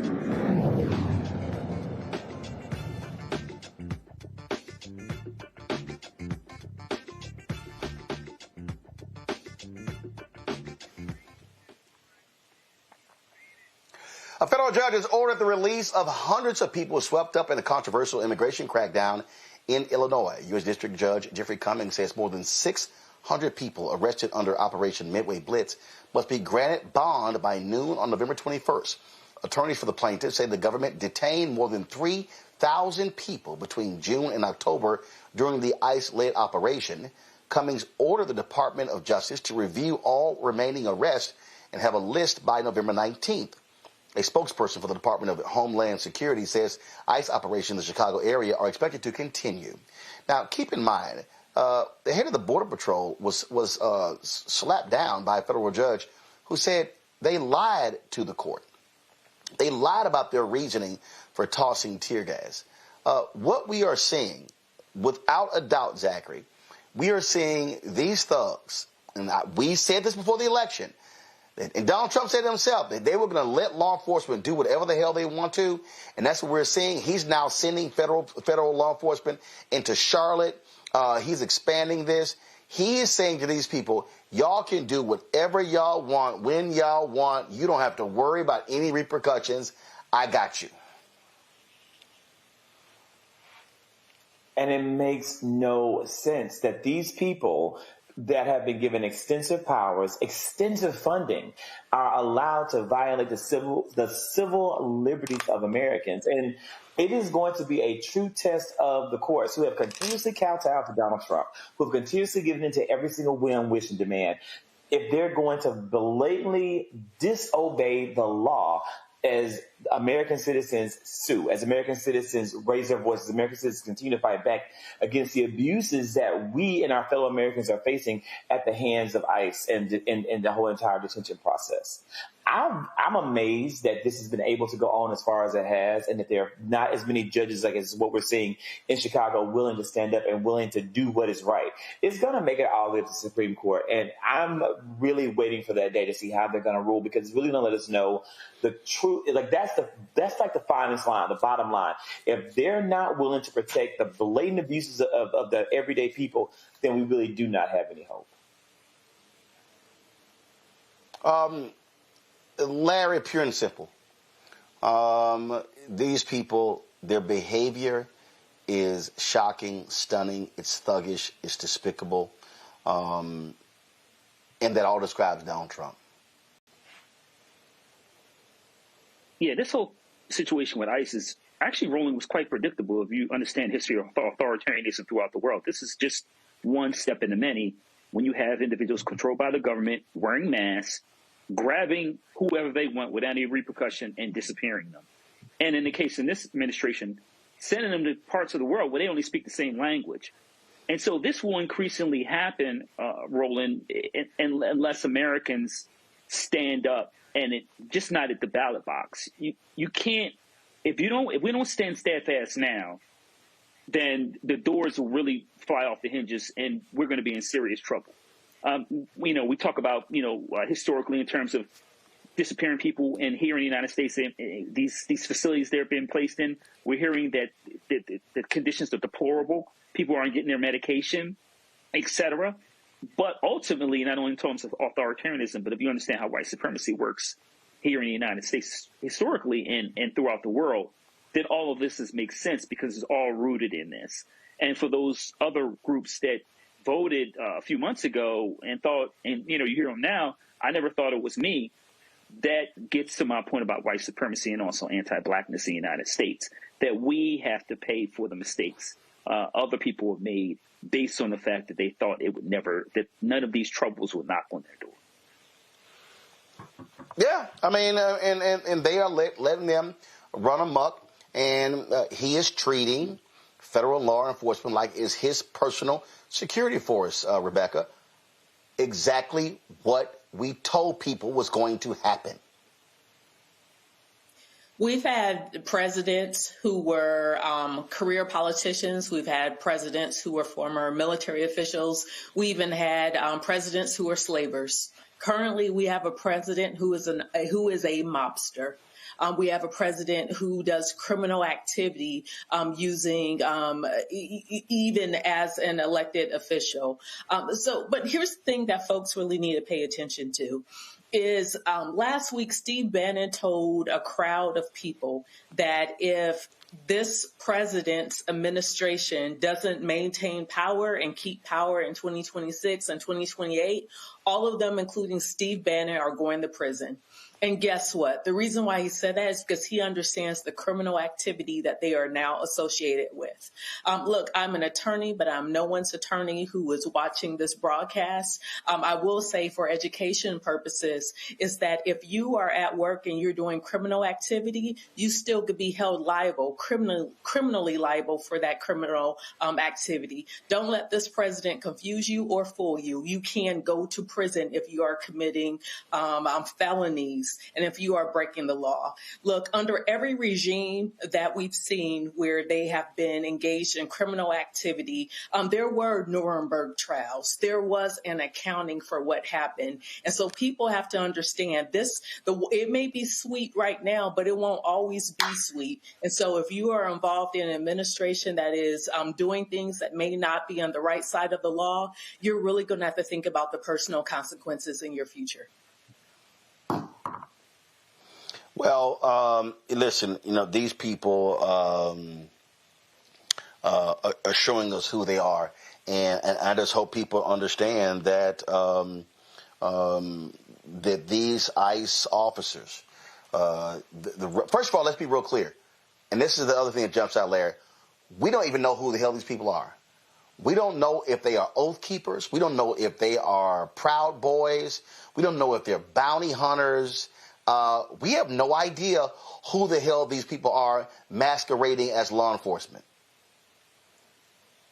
Yeah, Roland, this is point you made is a really important one. We can go back to history of law, look at law enforcement and how many in towns and cities throughout the country decades ago were members of the KKK, right? We have that history. And we've seen these recruitment events that happen throughout the country. And I've seen some of these interviews with some of these people and some of the things they have to say why they want to be ICE agents are troubling. So we don't even know, and we know this vetting process to hire new people to bring in to ICE are questionable at best. And Roland, we know that U.S. military from research we know, and also from various law enforcement agencies, that it has a tendency to attract a certain kind of person. And that's why you see many of these ICE agents behind these masks gleefully telling people that they don't mind infringing on their constitutional right because you can't see their faces. They can't be held accountable, and they know that no one from the administration is going to do anything about it. That's why you see this level of brutality. Yeah, and that's the thing for me that I think is most bothersome here, Zachary. We don't know who the hell these people are. There's no level of accountability. And Kristi Noem doesn't give a damn. Her boyfriend Corey Lewandowski doesn't care. They're doing the bidding of Trump, and so we don't even know if these people are actually certified, approved law enforcement. We don't know, and they don't care. And this whole deal, oh no, they're going to be doxxed, whatever. No, they don't want us to know who these people are because they know these people are not actual law enforcement. And it harkens back to so many historical wrongs that have been done in the past. It harkens back to, it goes, look, this is very Ku Klux Klanish. Let's just keep it plain. And let me make it plain and simple. There was a reason why Klansmen wore hoods to protect their identity. So as they terrorized black people in the South and all across this country. And unfortunately, we have now legitimized terror. We have legitimized domestic terrorists. And we have made domestic terrorists part of the government's effort to enforce its laws. And people don't want to say that. People don't make it plain, but it's clear. Why are you hiding in plain sight if what you're doing is above board, if what you're doing is right, if what you're doing is in accordance with actual laws? You wouldn't be. You'll be proud of the position. There's no job I've ever had that I wasn't proud to have. From bagging groceries, sorting produce, whatever it was, I was proud of that job. But now we have an entire group of people, a group of law enforcement officers with the power of the American government invested within them who are hiding every single day, angry when their masks are pulled down, angry when they're recorded because they're afraid of being doxxed, because they know at their heart that what they're doing is fucked up and wrong. Well, that is certainly the case. All right, folks, hold tight 1 second. We'll be right back with our Tech Talk segment. Can AI actually find you a mate? My next guest says yes. We'll see. You're watching Roland Martin Unfiltered on the Black Star Network.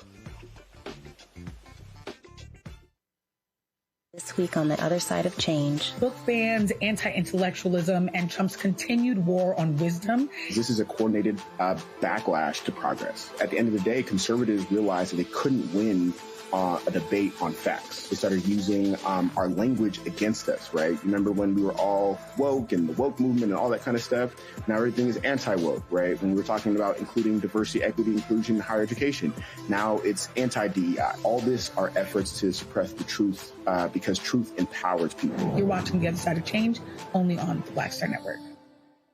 Next on the Black Table with me, Greg Carr. The United States is the most dangerous place for a woman to give birth among all industrialized nations on the planet. Think about that for a second. That's not all. Black women are 3 times more likely to die in this country during childbirth than white women. These healthcare systems are inherently racist. There are a lot of white supremacist ideas and mythologies around black women, black women's bodies, even black people, that we experience painless, right? Activist, organizer, and fearless freedom fighter Monifa Akinwole Bandele from Moms Rising joins us and tells us this shocking phenomenon, like so much else, is rooted in unadulterated racism. And that's just one of her fights. Monifa Bandele on the next Black Table here on the Black Star Network. Hi, I'm Lavelle Crawford. I ain't wearing a bow tie today because I wanted to breathe. And you're watching Roland Martin Unfiltered.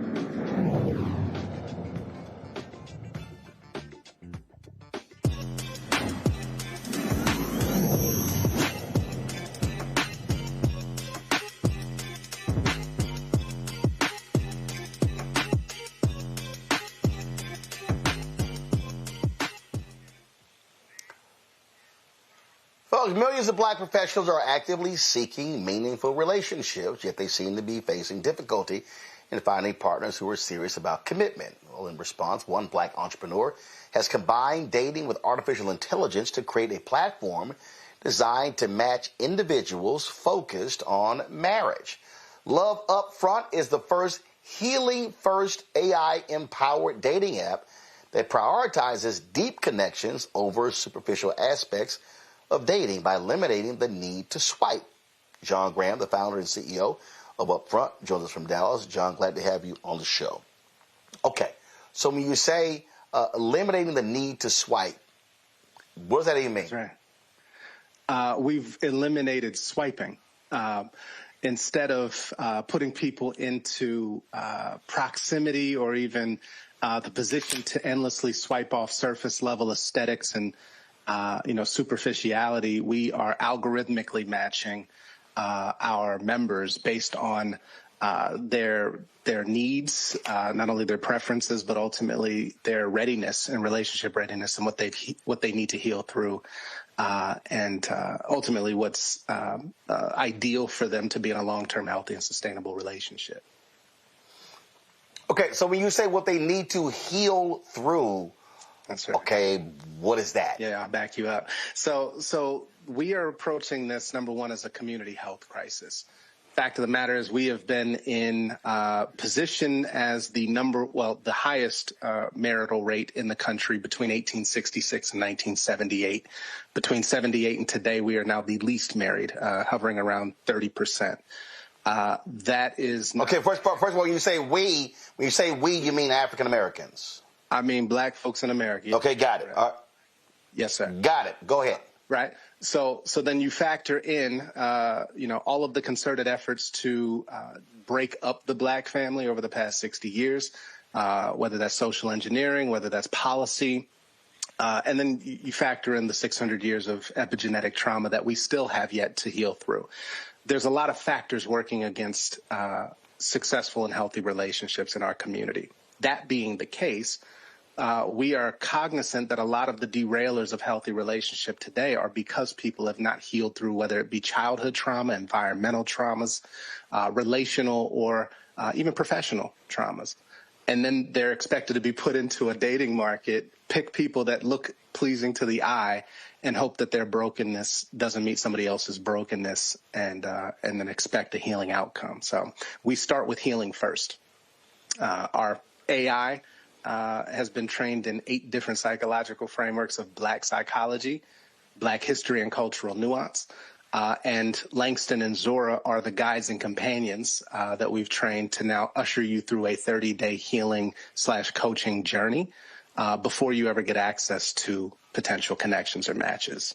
And that's in our healing district.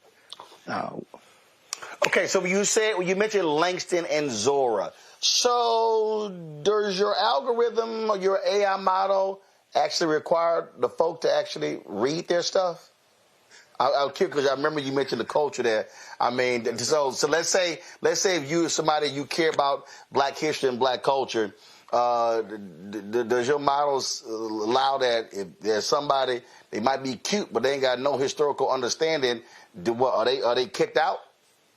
They are not. We do not require them to read the works of Langston and Zora per se. But those things that are important to our members, right? If, history, if our culture, our impact, our community, legacy, and things of that nature, those are part of their profile. And as you engage with Langston, just like we're having a conversation, Roland, you're having a conversation with your AI guide. And they're learning what's important to you, right? What are your visions and aspirations for the future? Family. If you're divorced and getting back into the marketplace, as it were, all of these things are factored in addition to your professional goals, educational attainment, a whole host of things. In fact, it's a comprehensive onboarding process to really get to know who you are and then tailor your coaching/healing journey to your needs. In fact, no 2 users will have the same experience based on their own individual assessment outcomes. Okay. All right. Well, I know our panel got some questions, so let's see here. All right. Rebecca, you first. So basically, your app forces people to do therapy. And then once they do therapy and they're healed versions, then it allows them to date. Well, I wouldn't say forces. We also are very clear that this is not therapy, right? We have trained our LLMs in psychological frameworks, but by no means are they therapists. What they do offer is coaching and guidance and content that is related to the frameworks, whether it be everything from communication to conflict resolution, emotional intelligence, and accessibility, and so forth. And then giving them opportunities to journal, to reflect on content that we're providing, articles, podcasts that we've created, and so forth. However, our Langston and Zora are trained also to identify where there might be a need to escalate you to a therapist, in which case we partner very closely with the Black Girl Doctor. Shouts out to Dr. Taisha Caldwell-Harvey and her collective of licensed psychologists and mental health and wellness and relationship coaches. So we are not providing therapy per se, but we are providing access to coaching, guidance, and an off-ramp to therapy should it be needed or desired. So would this app snatch the microphones from all the Red Pill podcast people? That might do wonders to improve dating in 2025. Now, Sister Rebecca, we can only solve so much. We are not snatching mics, but what we are offering in the space for brothers to become better brothers, right? Aspiring spouses to become the best versions of themselves for a long-term healthy and sustainable relationship. Additionally, to that point, we're bringing in community. We have several districts. Our healing district is that first that we've talked about. Our connection district is where you get algorithmically matched and can engage with people who have gone through the 30-day process. And then we have a mentorship district where we're bringing in married couples who've been married for 7+ years or more to be that bridge between the aspiring spouse and those who are doing marriage successfully. Fact of the matter is we don't have that village as we used to, as it were, models for what successful and healthy relationships look like. So us married folks have to stop gatekeeping these insights and be a bridge to those who are seeking to get to where we are. Additionally, a wedding district where we have an economy of Black wedding vendors for those who have found their person. And then lastly, we have our legacy district, in which case you've done the thing, you're married, you're successfully building. This is where you secure your generational wealth and transfer. So everything from financial literacy, wealth management planning, to life insurance, estate planning, family office services, and more. All right, Zachary, you're up. Look, let me tell you something right here. I'm like Damon John, a shark, but I don't have no money. And I can see right off the bat, this is a phenomenal idea and an amazing concept, and I'm loving everything about it. How can people find out more? Are we ready to download right now in the App Store? Can we jump on right now, fill out our profile? Like, how do we get more information? First, I received that energy, brother. I appreciate you. Yes, you can certainly visit Upfront.Love. Where we are, we're currently in beta. So we have about 1,000 of our members who were early access in the app as we speak. Right now, you would sign up for our wait list, in which case you get first notification when we are ready to launch, which is at the top of the year. So in January, it will be available for all on Apple as well as Android. Mr. Graham, I want to emphasize and to make a recommendation that once you're ready to fully launch, now you're out there, that you reach out to some prominent single Black influencers and content creators, because, you know, I think that that's just a great way of marketing the product, and they have the voice of the people, just like Roland. And again, too, like, this is a great place to bring the platform and build into your budget, your advertising dollars to put on the Black Star Network, because I'm seeing the comments, people saying things like this is really great, and it's really needed in our community, both the therapy, the marketplaces so that we can buy Black, and then the service that brings us all together. Kudos to you and a great concept. Thank you so much, and absolutely great advice for sure. And we look forward to advertising on the Black Star Network. Absolutely. Larry. Yeah, so a very interesting concept. So my question, and look, I'm a researcher, so I need to know more about your collecting data, information, data points, and I'm curious about how that information is being secured, and also the disclaimers that people have to sign at some point, and what you're considering about sharing that information with other entities down the line. Yeah, excellent question. So data privacy and security are paramount for us. We certainly have our privacy policies, terms of service, AI and ethics policies right there for all to view on our website. Fact of the matter is we aren't sharing your information. We are more concerned with your progress and relationship readiness than making money off of your data, right? What we do use that data to do, which is all stored at rest and leveraged internally, is tailor your experience to ensure that you are getting what you need to remove the barriers and at least have the tools to be in a successful relationship.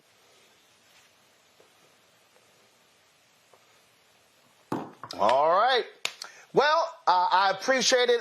Again, John, where can people right now, they want to try out Upfront, where do they go? Yep. So again, visit upfront.love. That's upfront.love. Or you can jump on any of our socials, IG, TikTok, YouTube, at Just Be Upfront. Again, we are taking wait lists, which is growing every day. And brothers, this is a place for you to really lean into your full expression of power. Healing is not a weakness. It is a superpower. And we absolutely need us as brothers to step up to bring our families back into prominence once again. So upfront.love. And we look forward to seeing more of us jumping on this rather than these other apps out here which aren't getting it done. All right. Well, I appreciate it. And I see all your paraphernalia there. So I wore my Alpha Life member shirt on the right day. I was going to wear something else, but I wore on the right day. So 06, appreciate it. Thanks a lot. 06, Fred. Thank you. All right. Thanks a bunch. See, that's for them Sigmas and Omegas in the control room. See what happens when you're an Alpha? I'm just saying. All right, y'all. We come back. Share a little bit today's pro-am at the Butterfield Bermuda Championship here in Bermuda. You're watching Roland Martin Unfiltered on the Black Star Network. They said the quiet part out loud.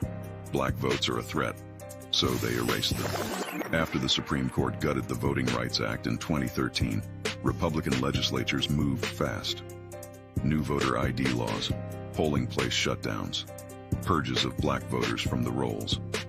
Trump's Justice Department didn't stop it. They joined in. In 2018, his DOJ backed Ohio's voter purge system, a scheme that disproportionately erased black voters. Their goal, erase black votes and political power. Yeah, that happened. These are the kinds of stories that we cover every day on Roland Martin Unfiltered. Subscribe on YouTube and download the Black Star Network app.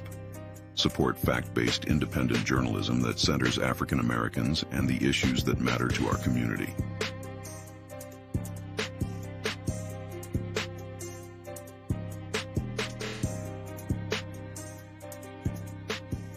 If in this country right now, you have people get up in the morning and the only thing they can think about is how many people they can hurt, and they got the power, that's a time for mourning.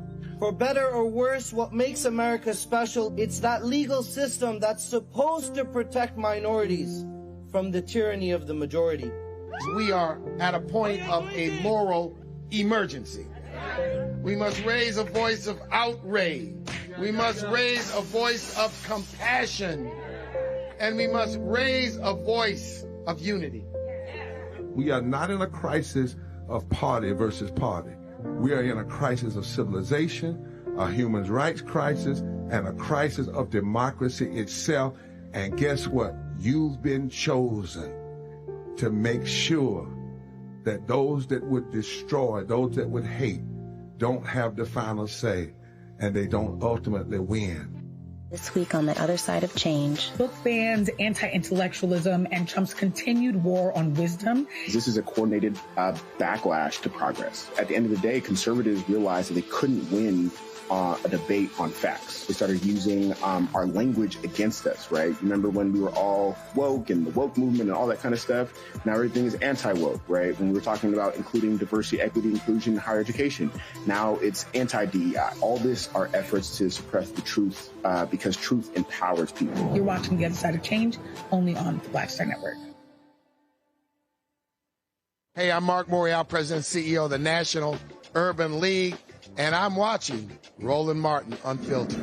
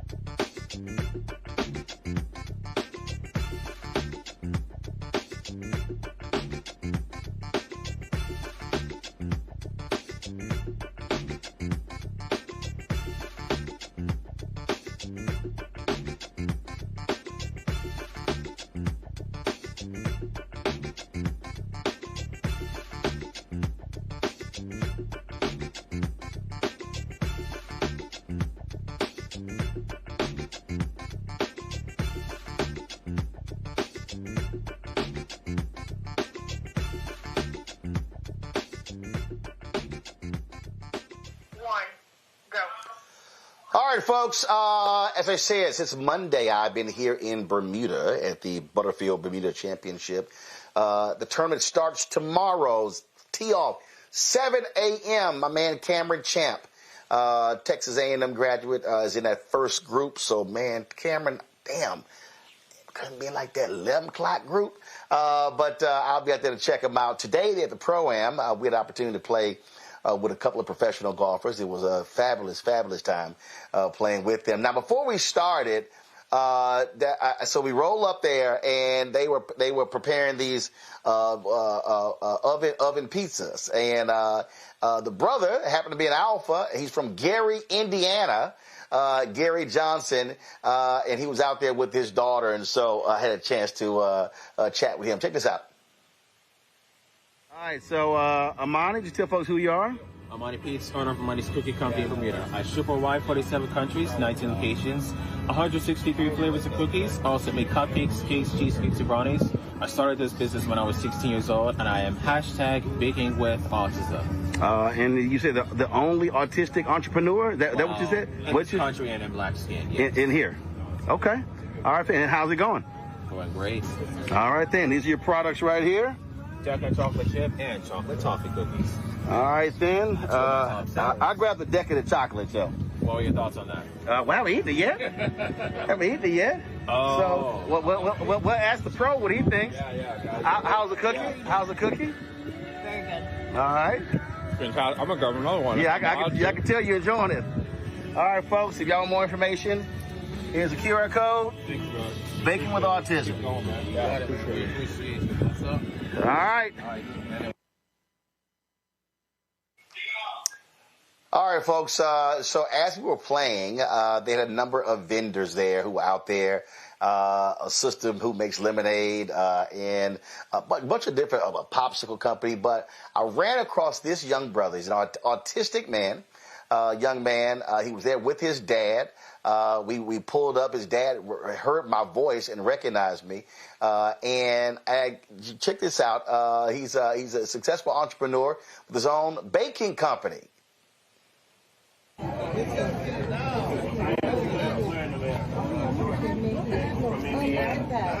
Gary, Indiana. Okay. Jackson. Yep. That's my last name too. Oh, that's even better. Yep. Got it all fired up? Yes. What's going on, brother? Martin. All good. Right. Good to see you. Pleasant surprise. Oh yeah, this is yours for popularity.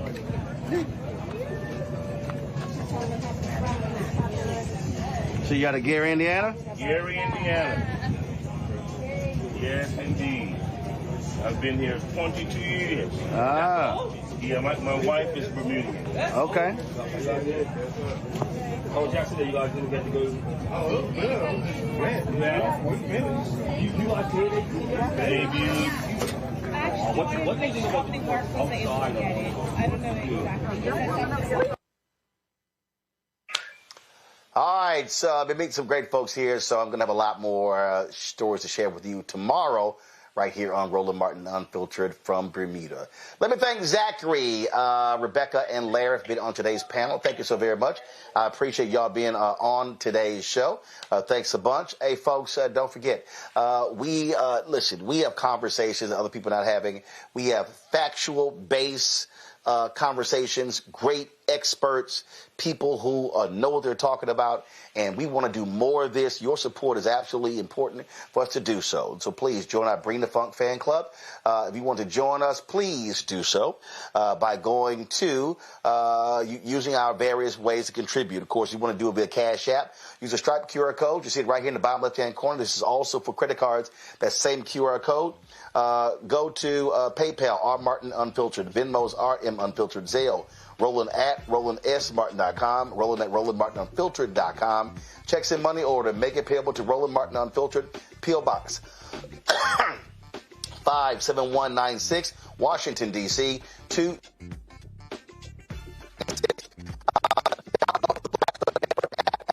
Android phone, Apple TV, Android TV, Roku, Amazon Fire TV, Xbox One, Samsung Smart TV.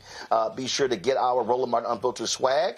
You can get that by going to shopblackstarnetwork.com. Shopblackstarnetwork.com. Let me say it again. Shopblackstarnetwork.com. We got all the goodies, y'all.